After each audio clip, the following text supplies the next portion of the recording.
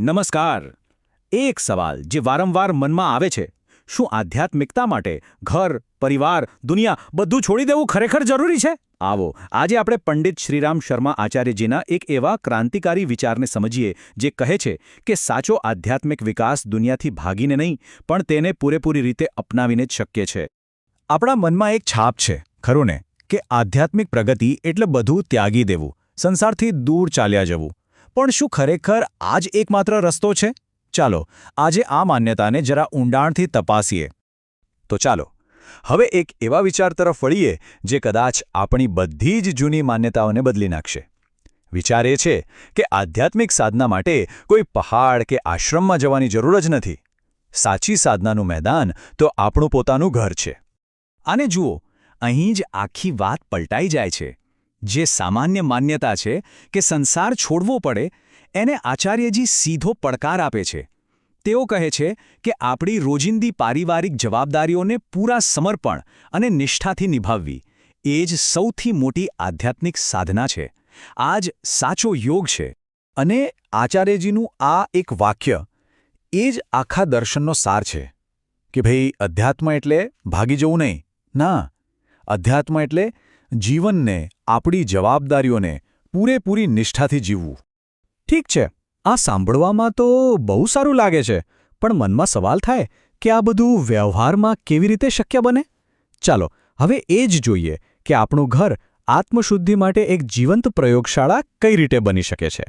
જરા વિચારો, આપણું ઘર, આપણો પરિવાર એ કોઈ સાધારણ જગ્યા નથી. એ તો જાણે આત્મા માટેનું એક ટ્રેનિંગ સેન્ટર છે. અહીં જે નાના મોટા મતભેદ થાય છે, જે પડકારો આવે છે ને, એ ખરેખર તો આપણા ચારિત્ર્યને ઘડવા માટેની, એને નિખારવા માટેની એક સુવર્ણ તક છે. આનાથી મોટી તાલીમ બીજે ક્યાં મળે કહો? અને આ જ પ્રયોગશાળામાં, આ જ ટ્રેનિંગ સેન્ટરમાં આપણે અમૂલ્ય ગુણો શીખીએ છીએ.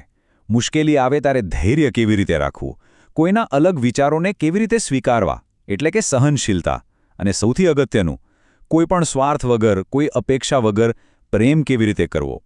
આ જ ગુણો આપણા વ્યક્તિત્વને અંદરથી શુદ્ધ કરે છે. અને જ્યારે વ્યક્તિત્વમાં આવો નિખાર આવે છે ને, ત્યારે એની અસર ક્યાં દેખાય? આપણા કામમાં, આપણા કર્મોમાં. અને પછી જુઓ, આપણું રોજિંદું કામ પણ ઈશ્વરની ભક્તિ બની જાય છે. આ વાતને જરા ઊંડાણથી સમજવા જેવી છે કે શુદ્ધ હૃદયથી નિસ્વાર્થ ભાવે પોતાના પરિવારના લોકોની સેવા કરવી એ મંદિરમાં બેસીને કરેલી પૂજાથી જરા પણ ઓછી નથી. આચાર્યજી આને જ કર્તવ્ય યોગ કહે છે. પોતાના કર્તવ્યને જ યોગ બનાવી દે. તો પછી આ બધાનો અંતિમ હેતુ શું છે? લક્ષ્ય શું છે? એ જ કે દુનિયામાં રહીને, બધી જ જવાબદારીઓ નિભાવતા રહીને પણ પેલું કાદવમાં ખીલેલું કમળ હોય ને, એના જેવું નિર્લેપ રહેવું. બહારથી બધું જ કરવું, પણ અંદરથી કોઈ મોહમાયામાં ફસાવવું નહીં. આ જ સૌથી મોટી સિદ્ધિ છે. હવે એક બહુ જ રસપ્રદ અને મહત્વની વાત પર આવીએ. આપણા સંબંધોમાં બે શક્તિઓ કામ કરે છે. દેખાવમાં સરખી લાગે, પણ બંનેમાં જમીન આસમાનનો ફરક છે. અને આ ભેદ સમજવો ખૂબ જ જરૂરી છે. એમાંની પહેલી છે મોહ, જેને આપણે અટેચમેન્ટ કહીએ છીએ. આ છે ને, એક પકડ છે, એક બંધન જે આપણને સ્વાર્થી બનાવે છે, આપણી દ્રષ્ટિને સાંકડી કરી દે છે અને છેવટે તો દુઃખ જ આપે છે. અને એની બિલકુલ વિરુદ્ધ છે સ્નેહ, એટલે કે સાચો પ્રેમ. એ જાગૃત છે, નિઃસ્વાર્થ છે. સ્નેહ બાંધતો નથી, એ તો મુક્ત કરે છે. એ આપણી ચેતનાનો વિકાસ કરે છે, આપણને સાચી આઝાદીનો અનુભવ કરાવે છે. બસ જ્યારે આપણે આ મોહની પકડ છોડીને સ્નેહને અપનાવીએ છીએ, ત્યારે આપણું ઘર ખાલી 4 દિવાલો નથી રહેતું. એ તો આધ્યાત્મિક સાધના માટેનું એક પવિત્ર સ્થળ બની જાય છે, એક જીવંત તપોવન. તો આટલું બધું સમજ્યા પછી હવે મુખ્ય સવાલ એ છે કે આ બધું જીવનમાં ઉતારવું કેવી રીતે? આ પરિવર્તનની શરૂઆત ક્યાંથી અને કેવી રીતે કરવી? આચાર્યજી કહે છે કે આ આખી ગૃહસ્થ સાધનાના 3 મજબૂત પાયા છે. પહેલું, સંયમ, એટલે કે પોતાની ઇન્દ્રિયો અને વિચારો પર કાબૂ.